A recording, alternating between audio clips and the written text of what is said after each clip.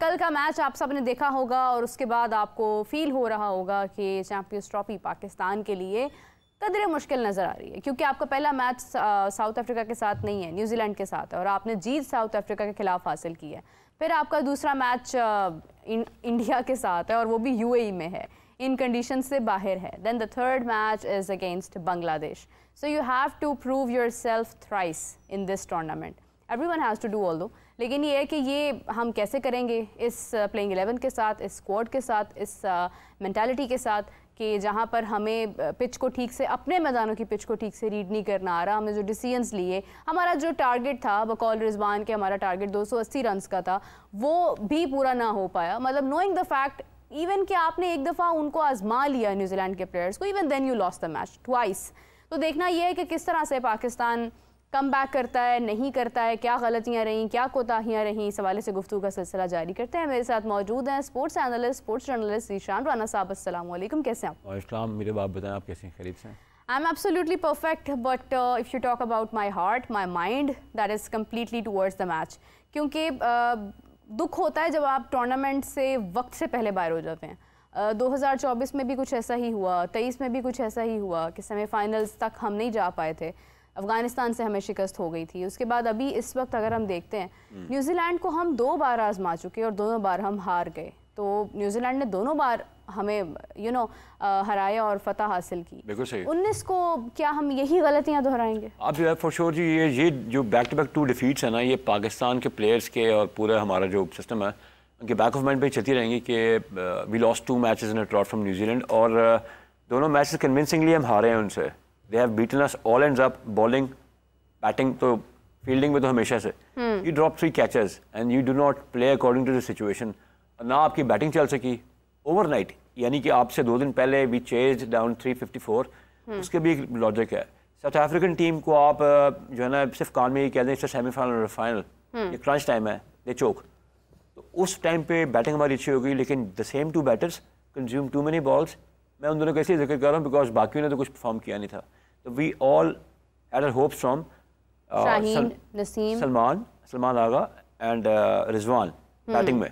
और यहाँ पता लगता है कि फ़खर जमान की जो है कितनी बड़ी कंट्रीब्यूशन होती है जब वो अपना एंटी अप करता है और शुरू में जो है जो अपना पावर प्ले में 4 रेड को 9-10 रन पे ले जाता है। क्योंकि उसके बाद अगर पिछले मैच के भी आप एनालाइज करेंगी तो रिजवान और सलमान अराउंड 100 के स्ट्राइक रेट के पास ही चले थे। फ़खर जमान का वो इम्पैक्ट था जो स्टार्ट में उसने दिया था और इसी को इन्होंने रैली किया था। अब बॉलिंग साइड पे आ जाए, आई वॉज होपिंग कि जब हमारे 8 आउट हो गए थे ना तो हम शायद 205-10 पे हम आउट हो जाएं। तो लास्ट 30 जो 2 रन हमने ऐड किए थे, हमारा मोमेंटम ऐसा होना चाहिए था कि हमारे जो स्ट्राइक बॉलर्स हैं उनसे इन अ ज़्यादा ओवर्स कराते। आपको न्यूजीलैंड की बैटिंग को ज़हन में रखते समझना चाहिए था कि मैच 25-26 ओवर से ज़्यादा का नहीं है। और आपके सामने है कि अगर शाहीन को 4 ओवर और नसीम को 2 ओवरों के बाद 3 ओवर के बाद चेंज किया, शुड नॉट हैव चेंज। फिर मैं फ़हीम पे तो जाऊँगा भी नहीं, बिकॉज फ़हीम की सिलेक्शन, खुशदिल शाह की selection, we have been discussing this for a long time कि ये डिस्कशन सही नहीं है। और इसी को हमारे हेड कोच और जो हमारे डिफेक्टो चेयरमैन सिलेक्शन कमेटी हैं वो डिफेंड करेंगे जनाब फ़हीम जो वैल्यू लेके आता है 124 की पेस पे, वो बहुत बड़ी वैल्यू है। तो इस पर आप सिर्फ हम अफसोस ही कर सकते हैं, इसके अलावा तो कुछ नहीं कर सकते। This is what I can say about it. लेकिन हमारे चांसेस फॉर चैंपियंस ट्रॉफी आप बिल्कुल सही कह रही हो। कल से हमारी पूरी जो नेशन का मूड है ना, in the office, on the streets, they have given it कि यार हम शायद इसमें जो है ना हमारे तो से अगेन 2024 T20 वर्ल्ड कप का रिपीटेशन हो रहा है, मेरा ये ख्याल है। देखिए, अगर हम ये कहें ना कि यूएसए के खिलाफ हमें अंदाज़ा नहीं था, हम बहुत ओवर कॉन्फिडेंट हो गए थे, मैं इस बात को नहीं मानती हूँ। हमारे स्किल्स कहीं ना कहीं लैक कर रहे थे, जबकि हमारे पास हमारी बॉलिंग बहुत अच्छी थी। मोहम्मद आमिर थे आपके पास, इमाद थे, फिर भी आपने मैच हारा। ना सिर्फ एक बार, मैं उसको कंसिडर करती हूँ कि हम 2 बार वो मैच हारे थे, बिकॉज हमें दूसरा मौका मिला था। हमने उसमें भी इतने गलत फैसले किए, हमने इतने ऐसे डिसीजंस लिए थे कि जो शायद एक एक्सपीरियंस्ड कैप्टन ना लेता। And we did the mistake और उसका हमें खमियाजा भुगतना पड़ा कि हम एक तरह से ट्वाइस यूएसए के खिलाफ हम हारे। यूएसए जीता, एक नई टीम है, एक part time as a cricket को वो पार्ट टाइम लेते हैं। या और अगर आप अभी देखिए न्यूजीलैंड की हम बात करते हैं, दे आर फिट इनफ। उन्होंने इंडिया को इंडिया के मैदानों में हराया है टेस्ट में। तो आप कैसे ये सोच सकते हैं कि नहीं आप उनके खिलाफ जो है वो ये, मैं पर्सनली सोचती हूँ the decision after the toss was very wrong. आपको पहले बैटिंग नहीं करनी चाहिए थी, आप चेस पे अच्छा जा रहे थे ना, आप चेस करते। आपने रिस्क लिया, ठीक है, it's a practice match, we do not consider it as कि यही एक मैच था, यही एक आखिरी बात थी, लेकिन आपका एक तसलसल बनता है। आपने अपना विनिंग कॉम्बिनेशन तोड़ा, उसके बाद आपने अपनी विनिंग स्ट्रेटजी तोड़ी, आप इसी के साथ चलते और आप खुद को मजबूत करते कि yes you are good in chasing, तो आप नेक्स्ट में अगर आपको ये बेनिफिट हासिल होता है टॉस जीतने का, आप तब भी यही फैसला करते हैं कि हम चेस की तरफ जाएंगे, बिकॉज बैटिंग कंडीशन है जहां पर आपको रन हो रहे हैं वहां पर दूसरों को भी हो रहे हैं, बल्कि कल तो खैर बॉलिंग को भी अच्छा खासा फायदा हो रहा था। पिच कैसी लग रही थी कल आपको? कल 2 पेस पिच थी, वहाँ बॉल उतना जो है ना सही तरीके से बैट पे नहीं आ रहा था, और उसको देखते हुए I think we were one strike bowler short, to be very honest. Batting हमारी जो है ना मीरब historically we have been never good at chase, तो हम क्या करते हैं कि हमें अगर टॉस जीत जाते हैं तो we want to post a big total, यहाँ तक तो मैं समझता हूँ। लेकिन अब अगर मैं पिछले 25 साल पुरानी बात करूँ कि वहाँ हम अच्छा करते थे, तो I think a lot of time has past. आपको सिचुएशन के मुताबिक खेलना चाहिए। पाकिस्तान एक दुनिया की वाहिद टीम है जो अपने विनिंग फार्मूला भी चेंज करती है, अपने मोमेंटम को भी स्लो करती है। एक प्लेयर आपका अनफिट होता है, अनफॉर्चुनेट इंजर्ड हो जाता है, उसके बाद आप 4 प्लेयर्स चेंज कर देते हैं, और उसके बाद आप उन प्लेयर्स को चेंज करने के बाद you had a good chance, आपके पास 12 तारीख तक का चांस था to make a match and change the names, you didn't do it. वो चीज़ चेंज नहीं करेंगे तो ऑटोमेटिकली फिर आप अपने इनिशिएटिव लूज करेंगे। यहाँ पर आप देखें कि अगर आपके पास एक स्ट्राइक बॉलर अच्छा होता, यानी थर्ड बॉलर, हारिस रऊफ की हम कहते हैं कमी हमें महसूस हो रही थी। क्यों? क्योंकि वो टाइम था जब आपने बैटर्स को ना बिल्कुल ऑफ द हुक नहीं करना था। जैसे हमने उनको ऑफ द हुक किया, आपने इनिशिएटिव लूज किया, और what they did, they beat you again very convincingly. और ये हमारे साथ जो है ना, ये जब तक हम अपने इन चेक बॉक्सेस को सही तरीके से क्लिक नहीं करेंगे, unless you click the check boxes right, you will never be in a position कि आप जो है ना कम से कम इस तरीके से जो है ना किसी भी अपोजिशन टीम को इंटिमिडेट कर सकें। इनसे बेहतर तो हमारी शाइन्स की टीम रह गई, 177 रन से उन्होंने अफगानिस्तान की नेशनल टीम को हराया प्रैक्टिस मैच में कदाफी में yesterday. I think they played pretty well. उसमें शादाब ने 3 विकेट्स लिए हैं, तो इनको देखकर थोड़ा सा आइडिया कर लेता है। But we went seriously wrong in ascertaining the situation of the match कि पाकिस्तान को जो है अगर इसी तरीके से हम चलते रहेंगे आगे आने टाइम्स में, आप हमेशा क्या कहते हैं हम 13वें घंटे में हम बैठ के ना 12वें घंटे की बात कर रहे होंगे, हमें पता था ये टीम ठीक नहीं है, हमें पता था हमने मीडियोकर प्लेयर्स सेलेक्ट किए हैं। फिर आप कुछ कहते हैं, लोग कहते हैं आप हार्श कमेंट करते हैं। भाई फैक्ट की बात करते हैं, फैक्ट्स पे रहते हैं। आप मुझे बता दें पाकिस्तान की टीम में भी रिजवान और सलमान अली अगर ना खेल रहे हो और फ़खर जमान ना हो, तो डू यू थिंक कि हमारा बॉलिंग यूनिट इसकी कैपेबिलिटी ऐसी है कि वो मैचेस को जो है वो डिफेंड कर लेंगे या आपको मैचेस जीत के दे देंगे? बिल्कुल सही बात है, I totally agree with you. And if we talk about Salman Ali Agha, उनकी एक रीसेंट स्टेटमेंट आई है, उस पर बात करते हैं। लेकिन अभी आपके सामने हाफिज़ इमरान साहब ने हमें ज्वाइन कर लिया है। You are late but you are great Hafeez Sahab, क्योंकि आपने सही मौके पर एंट्री मारी है। और आपने सलमान अली आगा की स्टेटमेंट मैं चाह रही थी कि जब मैं बोलूँ तो आप भी पास हो। उन्होंने कहा है कि हमारे लिए पाकिस्तान इंडिया का मैच ही सिर्फ इंपॉर्टेंट नहीं है, हमारे लिए पूरी चैंपियंस ट्रॉफी जीतना इंपॉर्टेंट है। Is it because they do not want to think about India's match, और इफ दे थिंक कि वाकई में चैंपियंस ट्रॉफी ही हमारे लिए अब बहुत बड़ी प्रॉब्लम बन गई है? देखिए बात यह है कि उन्होंने किस अंदाज में ये बात की है ये एक और पहलू है, लेकिन एक लिहाज से ठीक है कि सिर्फ एक मैच ही उनके लिए इम्पॉर्टेंट नहीं है। जब गौतम गंभीर से पूछा गया तो गौतम ने कहा कि मैं 5 मैचेस मेरे लिए अहमियत रखते हैं। उन्होंने एक स्टेटमेंट दिया कि मैं फ़ाइनल में अपनी टीम को देख रहा हूँ। इसका एक मकसद ये भी है।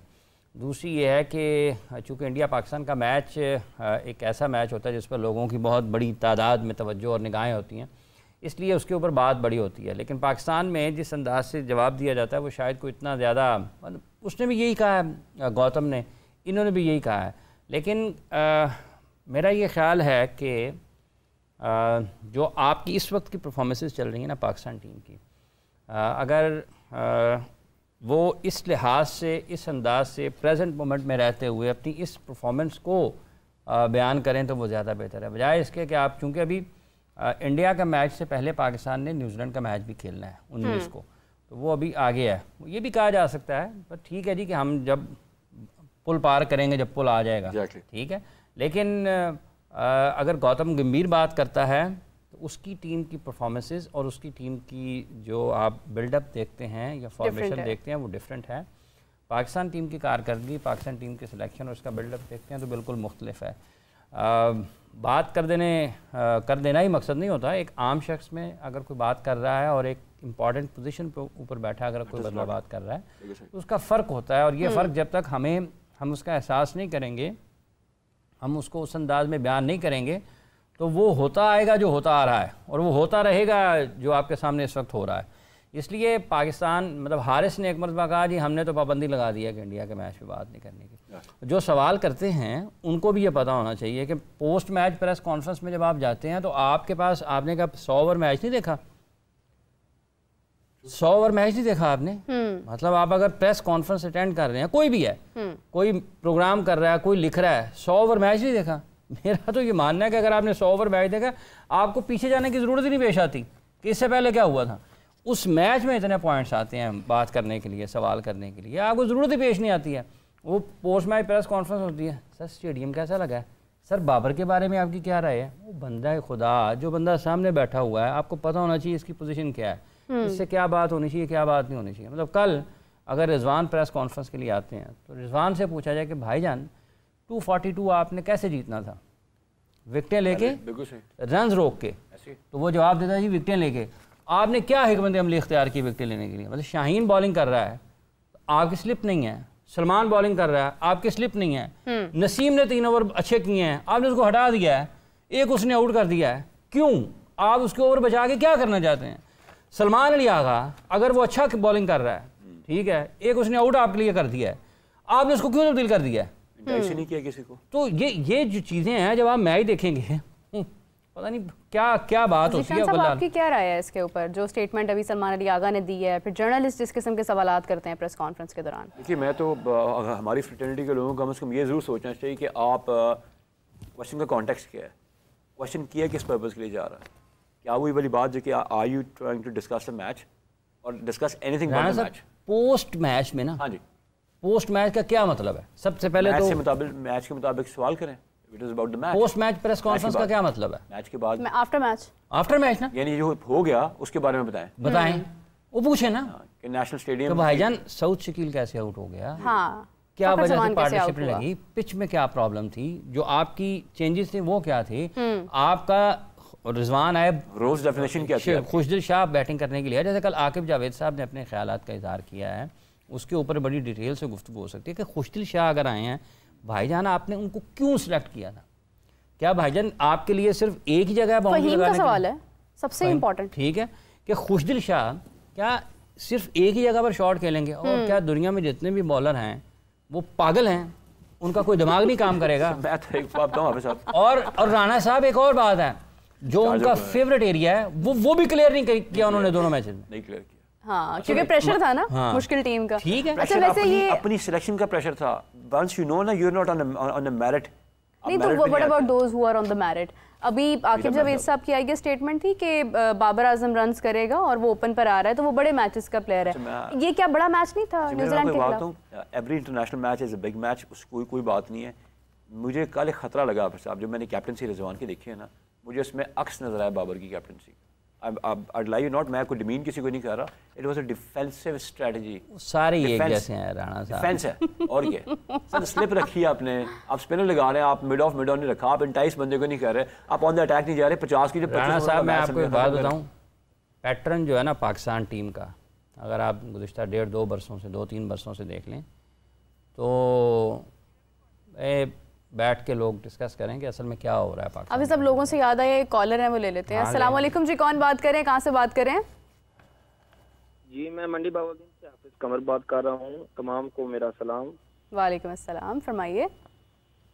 मैडम मेरा एक सजेशन था, अगर हाफिज इमरान साहब और जिशान भाई बैठे हुए हैं जी, अगर वो इस पर अगर अपनी राय दे दो, तो मैं तो चाह रहा था कि अगर मोहम्मद रिजवान से ओपन करा ली जाए और 1 डाउन में बाबर आजम और 3 डाउन में सऊद शकील से अगर बैटिंग करा ली जाए तो कैसा होगा, इस पर कमेंट भेजें।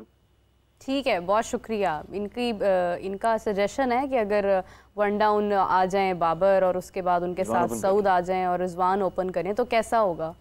जी राणा साहब, सर मेरा ख्याल है कि आप अगर ओपनर को ओपनर की जगह पर रखें जिनको आपने सेलेक्ट नहीं किया, तो that would have been better. और रिजवान का जो बैटिंग ऑर्डर जहाँ बैटिंग करता है, I think he has been successful in that role.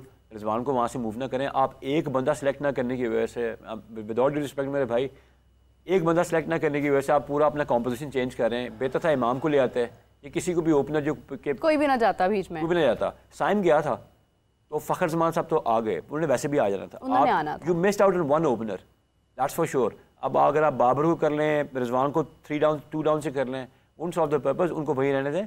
आप ओपनर अच्छा करते हैं, अब हो गया है तो I think let's go with the flow, क्योंकि बाबर साहब ने कहा कि वो ओपन भी कर सकते हैं, तो ठीक है, दैट्स फाइन। सिर्फ एक एडिशन जो है ना वो मुझे लगता है कि अच्छी हुई है, दैट इज सऊद शकील। सऊद शकील को ऐड करना चाहिए, उनको होना चाहिए था। आई एम ग्लैड कि he is in the team, लेकिन बात फिर वही आ जाती है कि आप यूटिलाइज ठीक अंदाज में कर रहे हैं या नहीं।